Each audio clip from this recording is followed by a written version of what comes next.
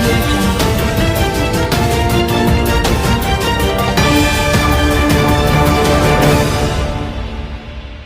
દાહોદ જિલ્લા સેવા સદન ખાતે દાહોદ જિલ્લા ચૂંટણી અધિકારી તથા પોલીસ વડાની ઉપસ્થિતિમાં આવતીકાલની મતદાનની તૈયારીઓને લઈને યોજાઈ એક પ્રેસ મીટ.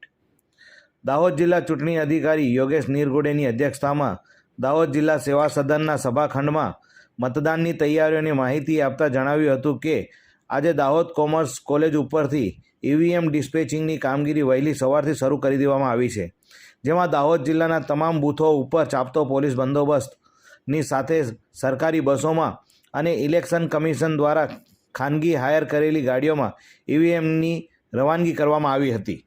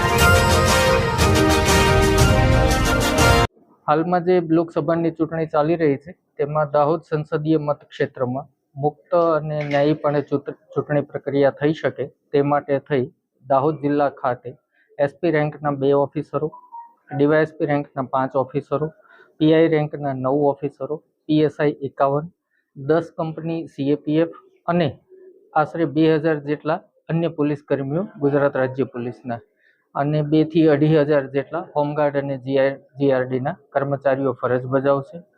મુખ્યત્વે પોલીસ દ્વારા બૂથ ઉપરનો બંદોબસ્ત, patrolling, sector police mobile, FST, SST, checkpost, quick response team અને એ ઉપરાંત જે રિઝર્વ ફોર્સ રાખે કોઈ આકસ્મિક બનાવ બને એના માટે સંપૂર્ણપણે તૈયારીઓ કરી લેવામાં આવી છે અને દરેક એરિયામાં એરિયા ડોમિનેશન પૂર્ણ કરવામાં આવ્યું છે અને હાલમાં આજથી તમામ પોલીસ કર્મચારીઓ પોતપોતાની બંદોબસ્ત ડ્યુટીના કામે લાગી ગયેલ છે. નમસ્કાર મિત્રો, કાલે આપની લોકસભાની ચૂંટણી છે. દાહોદ સંસદીય મત વિસ્તારમાં પણ બધી જગ્યાઓ ઉપર લગભગ 1958 બૂથો ઉપર લોકસભાની ચૂંટણી યોજવા માટે આપણે જઈ રહ્યા છે. લગભગ 18.5 લાખથી વધારે મતદારો જો છે મતદાનની પ્રક્રિયામાં ભાગ લેશે. તો અમે જિલ્લા વહીવટી તંત્ર તરફથી મતદાનની પ્રક્રિયા સુગમ થાય, કોઈને કોઈ તકલીફ ના પડે એના માટે દરેક પ્રકારની વ્યવસ્થા કરી દેવામાં આવેલી છે. દરેક બૂથ ઉપર એએમએફ ફેસિલિટીઝ ઊભી કરી દેવામાં આવેલી છે. પીવાના પાણી હોય, ટોયલેટની વ્યવસ્થા હોય, એની સાથે સાથે છાયડાની વ્યવસ્થા હોય, ફર્નિચરની વ્યવસ્થા હોય, બધી સગવડો ત્યાં ઊભી કરી દેવામાં આવેલી છે. એની સાથે સાથે જો લોકોને ખાસ જરૂરિયાતવાળા લોકો હોય, દિવ્યાંગજનો હોય કે સિનિયર સિટીઝન હોય, એમને અગર અવર જવરમાં પણ કોઈ તકલીફ પડતી હશે તો એમની અવર જવરની વ્યવસ્થા પણ ઊભી કરી દેવામાં આવેલી છે. દરેક બૂથ ઉપર રેમ્પ ઊભું કરી દેવામાં આવેલ છે. વ્હીલચેરની વ્યવસ્થા જ્યાં જરૂરિયાત છે તે જગ્યાઓ ઉપર ઊભી કરવામાં આવેલી છે. અને મતદાતાઓને મદદ કરવા માટે અમારા દરેક બૂથ ઉપર એક વોટર અસિસ્ટન્સ બૂથ તૈયાર કરવામાં આવેલ છે અને વોલન્ટિયર્સ પણ રાખવામાં આવેલ છે. તો ચૂંટણી તંત્ર તરફથી પૂરતી તૈયારીઓ કરી લેવામાં આવેલ છે. અમે ઈચ્છીએ છીએ કે દાહોદમાં ગયા સંસદીય ચૂંટણીમાં જે મતદાન થયું હતું એના કરતા વધારે મતદાન થાય. બધા મતદારો જો છે એ વહેલી સવારે લગભગ 10-11 વાગ્યા પહેલા આવીને આપનું મતદાન નોંધાવે, તાકી હીટ વેવ જો છે એનાથી આપણને બચી શકાય અને જિલ્લાનું મતદાન પણ વધારે પ્રમાણમાં થાય. અને એમાં જો મતદાતાઓ છે એમને ખાસ 2-3 વસ્તુઓ ધ્યાન રાખવાની જરૂરિયાત છે.